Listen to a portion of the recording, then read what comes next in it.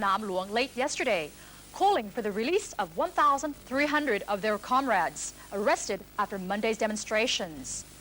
Gunfire was heard in the area, but there was no information on casualties. Gunfire was also heard near the Foreign Ministry, where about 600 demonstrators had gathered. Smaller gunfights were reported in other parts of the city, but most of Bangkok's streets remained quiet. Shops closed early, the public bus system was shut at 6 o'clock last night, and many people chose to stay at home. People reported difficulties traveling, with roadblocks erected and a lot of taxis and other forms of transport severely reduced. Meanwhile, Prime Minister Suchinda Krapayun is warning people to stay off the streets of Bangkok. Suchinda has also linked recent demonstrations with the communist movement. He says the government had to resort to force in order to root out a Soviet communist-type ideology, which is seeking to overthrow the Thai monarchy. The premier mentioned a former military figure who he says had links with the communists 20 years ago and is now trying to subvert the nation's democratic system of government. There's no doubt this was a thinly veiled attack on New Aspiration Party leader Chawalit Yongchayut. Suchinda says the people should stay off the streets and remain peaceful. And he warns the public should be beware of rumors spread by demonstrators. The premier made a special note to be especially aware of rumors spread by fax machines. In a separate message broadcast shortly after Suchinda's speech, a spokesman said more police, military, and civilian officials over the last 24 hours.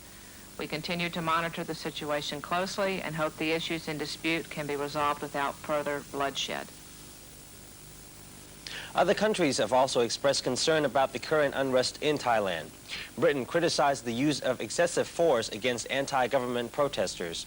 A statement read by a British official in Bangkok says the British government particularly deplores the apparent indiscriminate firing by the government authorities on unarmed crowds.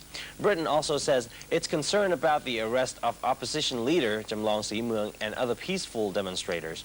And it's urging the Thai government to show maximum restraint in handling the situation. Meanwhile, British Airways has suspended flights to Bangkok for 24 hours. Financial news, and we now turn to our usual roundup. Searching room by room, smashing heads with M16s, arresting and dragging off 2,000 protesters, leaving behind some seriously wounded.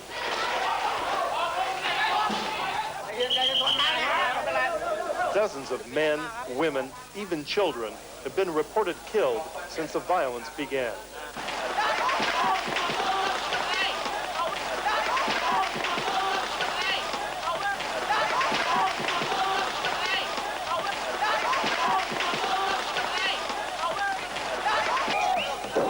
The demonstrators are demanding the resignation of Prime Minister Suchinda, a former army general who seized power in a coup last year. On state-run television, Suchinda called the pro-democracy movement a communist plot and claimed the demonstrations in Bangkok have ended. Throughout the day, Suchinda's army clearly had the upper hand, heavily armed soldiers looking relaxed on patrol. But it appears the bloodshed may be far from over. The military openly admits that it's now set up mobile death squads. Their mission is to hunt down and kill any and all rioters. Still, large groups continue to defy the government.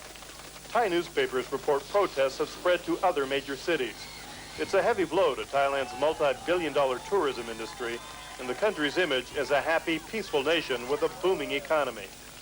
And even if the army takes full control of the streets again, the bloody crackdown has cost it the support of most of its